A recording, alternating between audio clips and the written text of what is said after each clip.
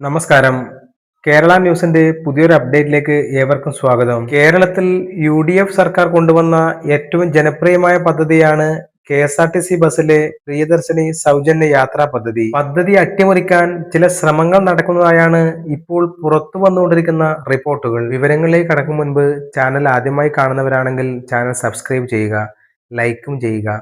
വിവരങ്ങൾ കൂടുതൽ പേരിലേക്ക് എത്തുന്നതിനായി ഷെയറും ചെയ്യുക. സാധാരണക്കാർക്ക് വലിയ ആശ്വാസമായ കെ.എസ്.ആർ.ടി.സി പ്രിയദർശിനി പദ്ധതി പരാജയപ്പെടുത്താൻ കെ.എസ്.ആർ.ടി.സിക്കുള്ളിൽ നിന്നും പുറത്തു നിന്നും ഇത്തരം ശ്രമങ്ങൾ നടക്കുന്നതായാണ് ആക്ഷേപം. ഏതൊരു ജനക്ഷേമ പദ്ധതിയെയും പോലെ ഇതിലും ചില പ്രായോഗിക ക്രമക്കേടുകൾ നടക്കാനുള്ള സാധ്യതകൾ തലപൊക്കുന്നുണ്ട്. അടുത്തിടെ ഒരു യാത്രക്കാരിക്ക് വേണ്ടി 9 ടിക്കറ്റുകൾ വരെ അടിച്ചതായും ഇതിനെ തുടർന്ന് ഗ്രൂപ്പ് ടിക്കറ്റുകൾ 5ആയി പരിമിതപ്പെടുത്തിയതായും റിപ്പോർട്ടുകൾ വന്നിരുന്നു. എന്താണ് സംഭവിക്കാവുന്ന ക്രമക്കേടുകൾ? ഇനി അതിലേക്ക് കടക്കാം.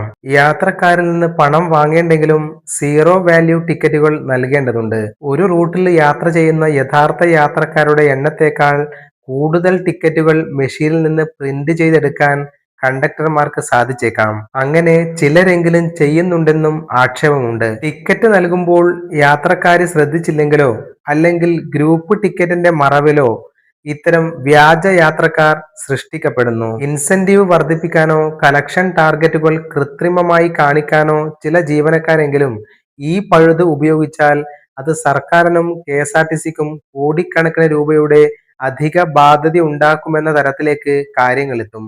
അതിനാൽ ഇത്തരം പഴുതുകൾ പൂർണ്ണമായും ഒഴിവാക്കാനും ചില സുരക്ഷാ മാനദണ്ഡങ്ങൾ നടപ്പിലാക്കാവുന്നതാണ്. കർണാടകയിലെ ശക്തി പദ്ധതി മാതൃകയിൽ യാത്രക്കാർക്ക് പ്രത്യേക പ്രിയദർശിനി സ്മാർട്ട് കാർഡുകൾ നൽകുക. ഫ്ലൈയിംഗ് സ്ക്വാഡുകൾ ബസ്സുകളിൽ കയറി പരിശോധിക്കുമ്പോൾ ടിക്കറ്റ് മെഷീനിലെ പ്രിയദർശിനി ടിക്കറ്റുകളുടെ എണ്ണവും ബസ്സിലുള്ള സ്ത്രീ യാത്രക്കാരുടെ യഥാർത്ഥ എണ്ണവും ഒത്തുനോക്കണം. കൃത്രിമം കാണിക്കുന്ന ജീവനക്കാർക്കെതിരെ കർശന നടപടി സ്വീകരിക്കണം. അതുപോലെ തന്നെ ഓരോ ഡിപ്പോയിലെയും റൂട്ടുകളിലെയും സ്ത്രീ യാത്രക്കാരുടെ എണ്ണത്തിൽ പെട്ടെന്നുണ്ടാകുന്ന അസ്വാഭാവികമായ വർധനവ് കണ്ടെത്താൻ പ്രത്യേക സോഫ്റ്റ്വെയർ അനലിറ്റിക്സ് ഉപയോഗിക്കുക.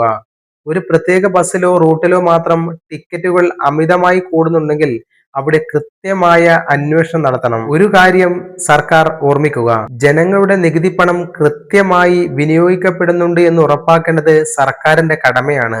ആത്മാർത്ഥമായി ജോലി ചെയ്യുന്ന ഭൂരിപക്ഷം കെ.എസ്.ആർ.ടി.സി ജീവനക്കാരുടെ പേര് ചീത്തയാക്കാൻ ഇത്തരം പഴുതുകൾ കാരണമാകരുത്. സാധാരണക്കാർക്ക് ഉപകാരപ്രദമായ ഈ ജനപ്രിയ പദ്ധതി നിലച്ചു പോകാതിരിക്കാൻ അധികൃതർ ഉടൻ തന്നെ കൃത്യമായ ഡിജിറ്റൽ സുരക്ഷാ സംവിധാനങ്ങൾ ഏർപ്പെടുത്തി പദ്ധതി കൂടുതൽ സുതാര്യമാക്കണം. കേന്ദ്ര സംസ്ഥാന സർക്കാരുകളുമായി ബന്ധപ്പെട്ട മുഴുവൻ വാർത്താ അപ്ഡേറ്റുകളും ഈ ചാനൽ വഴി ലഭിക്കും. ചാനൽ ഉപകാരപ്രദമാണെങ്കിൽ ചാനൽ സബ്സ്ക്രൈബ് ചെയ്യുക, ലൈക്കും ഷെയറും ചെയ്ത് കൂടുതൽ പേരിലേക്ക് വിവരങ്ങൾ എത്തിക്കുക.